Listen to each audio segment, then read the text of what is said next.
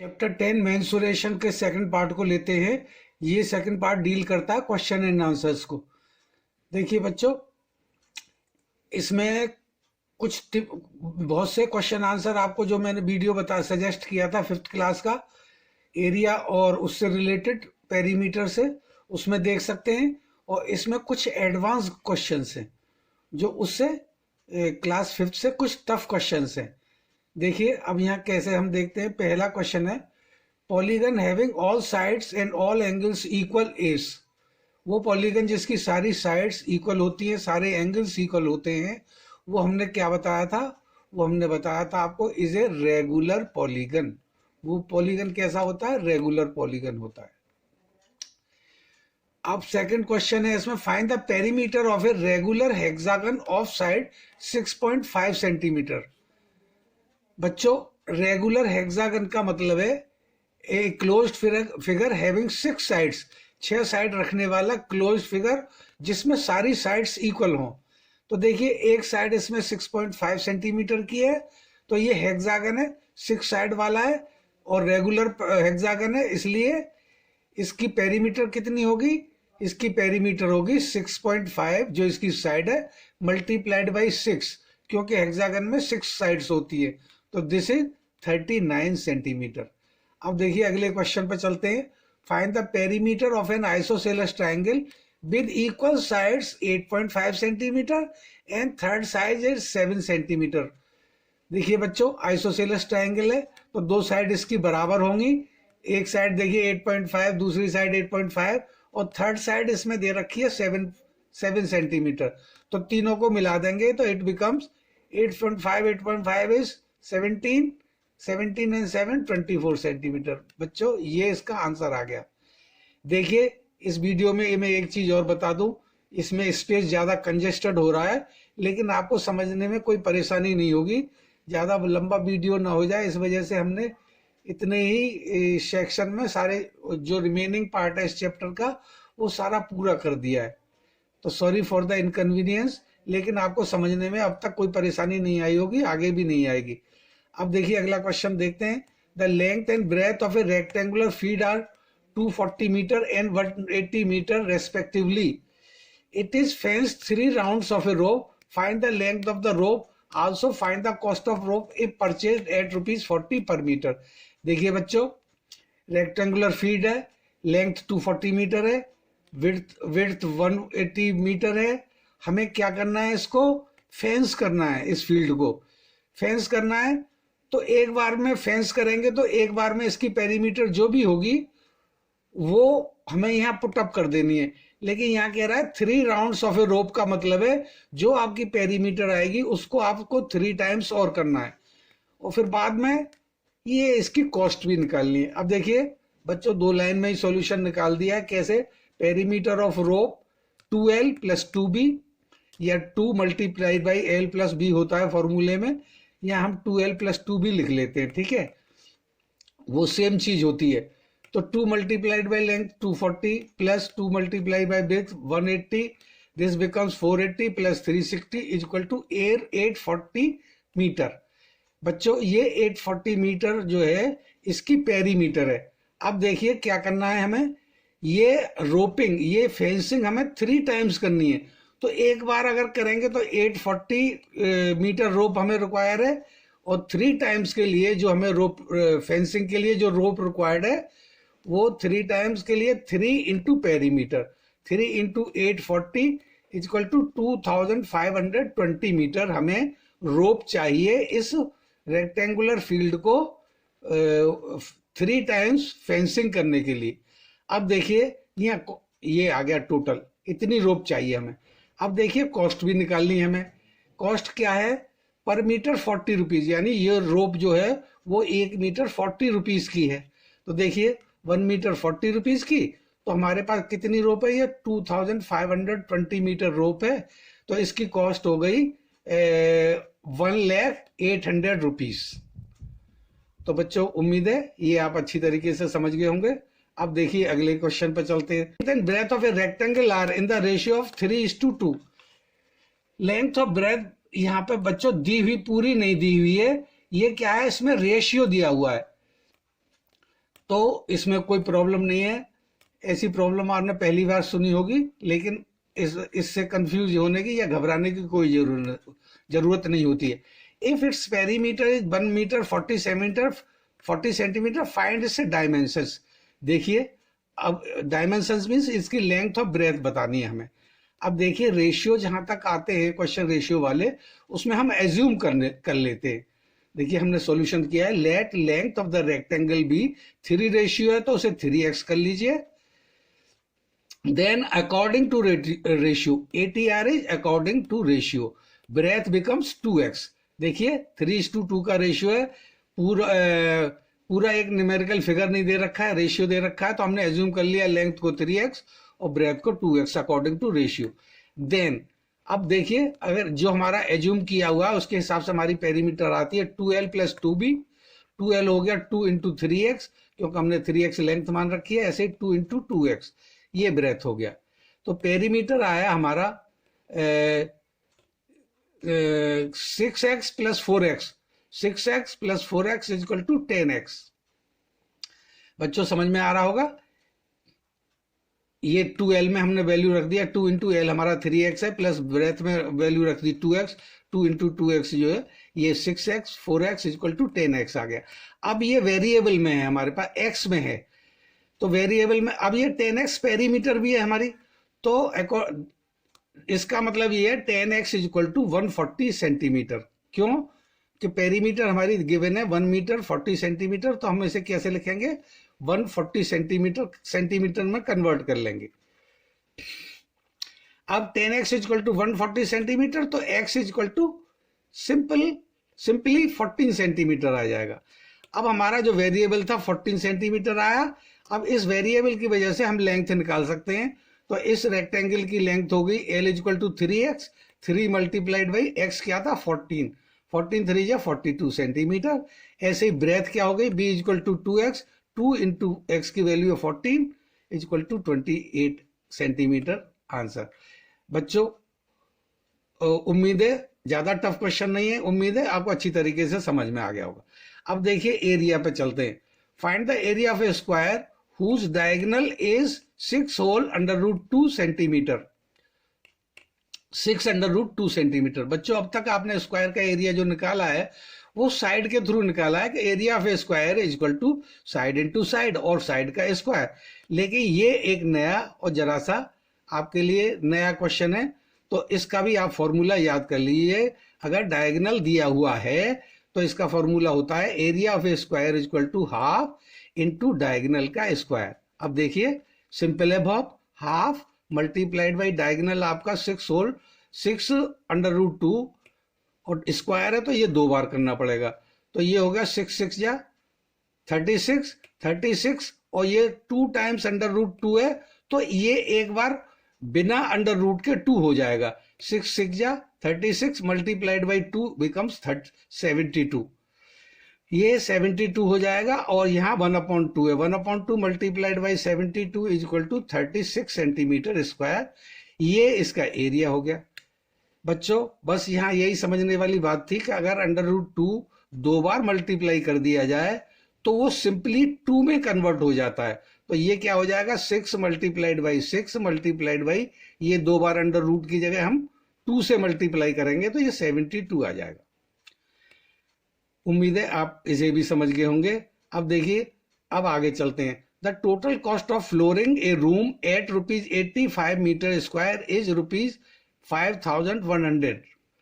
देखिए यहां भी ये टिपिकल क्वेश्चन है, यहां पहले रेट दे रखा है और एरिया दे रखा है। If the length of the room is 8 metre find its breadth. Room की लेंथ 8 मीटर है तो इसकी ब्रेथ बताइए। अब देखिए यहां ये कॉस्टिंग दे रखी है और ये एरिया दे रखा है, तो हम क्या करेंगे इसमें 85 rupees is the cost of, 85 rupees कितने की कॉस्ट है 1 मीटर स्क्वायर की। जब यहां दे रखा है पर metre square means 1 metre square, 85 rupees is cost of 1 metre square. Simply unity method use कर सकते हैं आप।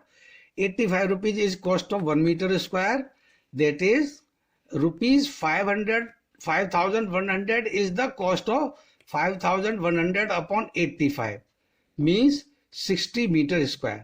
देखिए बच्चों, एरिया कितना आसानी से आ गया उस रूम का, क्योंकि यह कॉस्ट दे रखी थी, कॉस्ट को रेट से मल्टीप्लाई कर दीजिए तो एरिया आ जाएगा। अब एरिया आ गया, आपको लेंथ दे रखी है। Now area is 60 metre square, length is 8 metre, hence breadth is equal to, अब ब्रेथ कितनी होगी, जो एरिया है अपॉन लेंथ कर दीजिए, 60 अपॉन 8 इक्वल टू 7.5 मीटर, ये इसकी विड्थ हो गई। अब देखिए अगला क्वेश्चन देखते हैं, how many square tiles each of size 0.5 metre will be required to pave the floor of a room which is 4 metre long and 3 metre broad. देखिए बच्चों, स्क्वायर टाइल्स फिट करनी है, स्क्वायर टाइल्स का size है 0.5 metre, और pave माने fit करना, floor पे फिट करने को हम पेव भी कहते हैं, pave means to fit the floor of a room which is 4 metre long and 3 metre broad.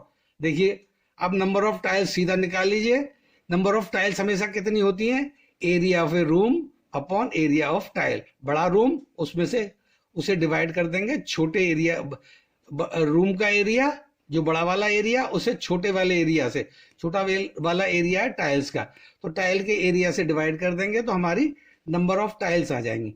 देखिए मैंने सीधा सीधा ही डाल दिया, ये एरिया हो गया रूम का 4 इंटू 3 अपॉन 0.5 इंटू 5, मैंने 0.5 और मैंने इसे कन्वर्ट नहीं किया है, मीटर में ही रहने दिया है। अब देखिए तो ये आ गया 12 अपॉन 5, 0.5 और 0.5 को जब सॉल्व करेंगे तो ये डेसिमल हमें यहाँ से हटाना पड़ेगा। जब डेसिमल हम हटा देंगे तो ऊपर हमें 100 से मल्टीप्लाई करना पड़ेगा, क्योंकि एक प्लेस के बाद यहाँ डेसिमल है, दूसरे प्लेस के बाद यहाँ डेसिमल है, इसमें तो 2 जीरो वाला यानी कि 100 से ऊपर हमें मल्टीप्लाई करना है। तो देखिए डेसिमल खोलना तो आप जानते ही होंगे, तो ये हो जाएगा 1200 अपॉन 25, और इससे आती हैं आपकी 48 टाइल्स। ये आप अच्छी तरीके से समझ गए होंगे। अब देखिए इस चैप्टर में कुछ फिगर दे रखे हैं और उन फिगर्स की जो है पेरीमीटर और एरिया पूछा गया है। ये आपको पहली बार ही 5th के वीडियो में तो नहीं बताया गया होगा, इसमें हम बता देते हैं कि देखिए कोई फिगर दी हुई है, उसकी पेरीमीटर कैसे निकालेंगे। तो ये जैसे एरो टाइप का एक फिगर है। अब पेरीमीटर क्या होती है, हमें एक पॉइंट से चलना है और उसके चारों तरफ चलते चलते चलते चलते ये सब प्लस करते जाना है, और प्लस करते करते वापस यहीं आ जाएंगे, तो वो पेरीमीटर हो गई, यानी outer boundary of the arrow, arrow की आउटर बाउंड्री। अब देखिए कैसे करते हैं, एक से यहां से चले 1 सेंटीमीटर, ये रहा, फिर आगे चले ये 4 सेंटीमीटर, ये 4 सेंटीमीटर यहाँ लिख दिया, यहाँ ऊपर एरो की विड्थ जो है वो 0.5 सेंटीमीटर, वो 0.5 सेंटीमीटर यहाँ लिख दिया, और ये एरो की टिप है 2.5 सेंटीमीटर, ये 2.5 सेंटीमीटर लिख दिया। तो यहां से लेके यहां तक की पेरीमीटर मैंने नाप के ये 8 सेंटीमीटर लिख दिया। अब हमें क्या करना है, ये तो हो गया 1 सेंटीमीटर, अब हमें ये 4 और ये 0.5, तो ये 4 और ये 0.5 प्लस 2.5 ये वाला टिप, ये मिला देंगे तो ये 7 सेंटीमीटर हो गया, और दोनों को जोड़ देंगे तो पेरीमीटर हमारी 15 सेंटीमीटर आ जाएगी। बच्चों बहुत इजी है, उम्मीद है आप समझ गए होंगे। अब देखिए एरिया की कुछ फिगर हम दे रहे हैं, इस टाइप की एक फिगर दे रखी है, इसका हमें एरिया निकालना है। तो हमें कैसे निकालना है, देखिए इस फिगर में हम क्या करेंगे, रेक्टेंगल बना लेंगे, कंप्लीट रेक्टेंगल, क्योंकि रेक्टेंगल का एरिया हम जानते हैं। तो हमने क्या किया, ये डॉट देखिए आप, ये डॉट दिखाई दे रहे होंगे, ये डॉट लगा के यहाँ भी डॉट लगा दिया, तो ये कंप्लीट पहला वाला जो पहला हमने लिखा है राउंड करके 1 बनाया है, यानी फर्स्ट सेक्शन ये हमारा हो गया 5, तो इसकी लेंथ है, और विड्थ जो है 1 सेंटीमीटर बैठती है जाके। अब विड्थ सोचेंगे आप 1 कैसे आएगी, क्योंकि यहां से यहां तक विड्थ जो है 3 सेंटीमीटर है, और यहां से यहां तक की 2 सेंटीमीटर है, यानी यहां से यहां तक की 2 सेंटीमीटर है, तो फिर ये बचा 1 सेंटीमीटर। तो फर्स्ट वाला रेक्टेंगल बन जाता है जिसकी लंबाई 5 सेंटीमीटर है और चौड़ाई 1 सेंटीमीटर है। तो फर्स्ट वाले का एरिया देखिए यहाँ निकाल दिया है। जगह बहुत कंजेस्टेड है, उम्मीद है आपको ये आप अच्छी तरीके से समझ जाएंगे। Sorry for the inconvenience. तो फर्स्ट सेक्शन का एरिया मैंने यहाँ निकाला है 5 × 1 = 5 सेंटीमीटर स्क्वायर।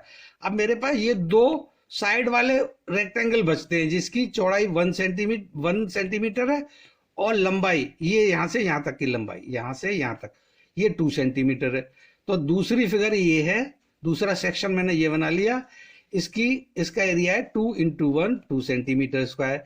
ऐसे ये वाला है, ये भी एग्जैक्टली इसी की तरह है, तो इसका भी एरिया 2 सेंटीमीटर हो गया। तो टोटल एरिया इस पूरे फिगर का फर्स्ट सेकंड थर्ड तीनों पार्ट बना लिए थे, तो क्या हुआ इसका एरिया 5 + 2 = 9 सेंटीमीटर स्क्वायर। इस पूरे फिगर का एरिया हो गया, है ना। देखिए कितना इजीली और मजेदार। खैर अब आगे देखते हैं। एक इस टाइप का रेड क्रॉस है, ये क्रॉस है, क्रॉस टाइप का साइन है। इसमें सारे सेक्शन की वो दे रखे हैं डायमेंशन, 7 सेंटीमीटर 7 सेंटीमीटर 7 7 7 7 7 7 7 7 7 7। इस तरीके का ये रेड क्रॉस है जिसके सारी साइड्स जो हैं आउटर जो 7 7 सेंटीमीटर की है। तो हमने तो इसे भी बहुत इजी बना लिया, इसके 5 सेक्शन बना लिए, पहला ये, दूसरा ये, तीसरा ये, चौथा ये, पांचवा ये। अब हम गौर से देखेंगे तो मान लीजिए पहले सेक्शन में इसकी ये एक तरह से स्क्वायर है जिसकी साइड 7 सेंटीमीटर इधर है, 7 सेंटीमीटर ही इधर है, ये नीचे को आपको देखिए अच्छी तरीके से स्क्वायर समझ में आ रहा, स्क्वायर दिखाई दे रहा होगा। तो स्क्वायर का एरिया 7 × 7 = 49 सेंटीमीटर स्क्वायर। अब मुझे बार बार ये करने की जरूरत नहीं है, मेरे पास इसी तरीके के 4 सेक्शन और हैं। 4 मैंने जो सेक्शन बना रहे हैं 2 3 4 5। तो मैं अब क्या करूंगा कि मैं इसे अब इसका एरिया एक स्क्वायर का मैं एरिया निकाल चुका हूं जो 49 है, तो मेरे पास ये 5 स्क्वायर है, तो मैंने 5 से इसे मल्टीप्लाई कर दिया। 5 × 49 = 245 मीटर स्क्वायर। बच्चों आपको दिखाई दे रहा होगा और जरा सा जूम करके आप देख सकते हैं। तो इस तरीके से इन दो फिगर्स के एरिया निकाल दिए, इसकी पेरीमीटर निकालनी थी वो पेरीमीटर निकाल दी। और आप ध्यान से करेंगे अपनी तरफ से इस क्वेश्चन को और करिए तो आप भी निकाल लेंगे इसे इजीली, बहुत इजी है। अब देखिए नेक्स्ट पार्ट है सर्किल। इस चैप्टर में सर्किल और रहता है। अब सर्किल में एक आपको नई तरीके का क्वेश्चन मिलेगा। देखिए यहाँ the diameter of the wheel of a car is 70 centimetre. Car के व्हील का डायमीटर 70 सेंटीमीटर है। How many revolution will it make to travel 1.65 kilometre. अब देखिए बच्चों, जब डायमीटर दिया हो तो सरकमफ्रेंस, व्हील का सरकमफ्रेंस माने व्हील की पूरी गोलाई, circumference of the wheel = πd। अगर डायमीटर दिया है तो यहां हमने लिख दिया πd। अब πd लिखने से पाई है हमारी 22/7 और d हमें ऑलरेडी दे रखा है 70 सेंटीमीटर, तो 70 से मल्टीप्लाई करने पे ये आ गया 220 सेंटीमीटर। अब देखिए पूरा व्हील कार का जो है 220 सेंटीमीटर है। अब यहाँ ध्यान देने की बात है बच्चों, कार का मामला है तो कार के पहिए की सरकमफ्रेंस का मतलब है अगर पहिया एक बार पूरा घूम जाता है, एक बार एक रिवॉल्यूशन लेता है तो वो कितना डिस्टेंस कवर करेगा 220 सेंटीमीटर। क्यों? क्योंकि ये उसकी सरकमफ्रेंस है, एक बार घूमेगा तो 220 सेंटीमीटर कवर करेगा। अब देखिए इसी से हमारे रिवॉल्यूशन निकल आएंगे कि अगर कार 1.65 किलोमीटर चलती है तो कितने चक्कर लगेंगे, कितने रिवॉल्यूशन लगेंगे। अब देखिए सरकमफ्रेंस मींस 1 रिवॉल्यूशन। अब यहाँ सिंपल यूनिटरी मेथड है, 220 सेंटीमीटर = 1 रिवॉल्यूशन, 1 सेंटीमीटर = 1/200 रिवॉल्यूशन। अब हमारे पास कितने सेंटीमीटर हैं? 1,65,000 सेंटीमीटर। अब कैसे है ये 1,65,000 सेंटीमीटर कहाँ से आ गया? तो देखिए मैंने यहाँ रफ वर्क किया है, ये रफ 1.65 किलोमीटर था आपका, तो यहाँ लिख दिया 1.65 किलोमीटर। अब मैंने इसको रफ में ही मीटर में कन्वर्ट कर लिया, तो मीटर में कन्वर्ट 1000 से मल्टीप्लाई करने पे ये आ जाएगा 1650 मीटर आ गया। अब मीटर को भी मुझे सेंटीमीटर में करना है। क्यों? क्योंकि मेरे कार के व्हील की सरकमफ्रेंस सेंटीमीटर में है, तो मैंने इसे सेंटीमीटर में बना लिया, तो ये आया 1,65,000 सेंटीमीटर। अब देखिए ये यहां मैंने लगाया है, तो 1,65,000 सेंटीमीटर में कितने रिवॉल्यूशन हो जाएंगे? तो 1/220 बच्चों ध्यान दीजिए, यहाँ 1/220 मल्टीप्लाइड बाई 165,000 करेंगे तो ये आ जाएगा आपका काटने के बाद 750। ये आप खुद काट के देख लीजिए अपनी नोटबुक पे। तो ये 7 यानी कि कार 1.65 किलोमीटर चलने पे कितने रिवॉल्यूशन लेगी, कितने बार पहिया उसका घूमेगा, 750 टाइम्स उसका पहिया घूमेगा, यानी 750 रिवॉल्यूशंस कार लेगी। तो कितनी दूर पहुंच जाएगी, 1.65 किलोमीटर। उम्मीद है बच्चों ये वीडियो आपको समझ में आ गया होगा। Thanks for watching this video. Now we will move on to next chapter.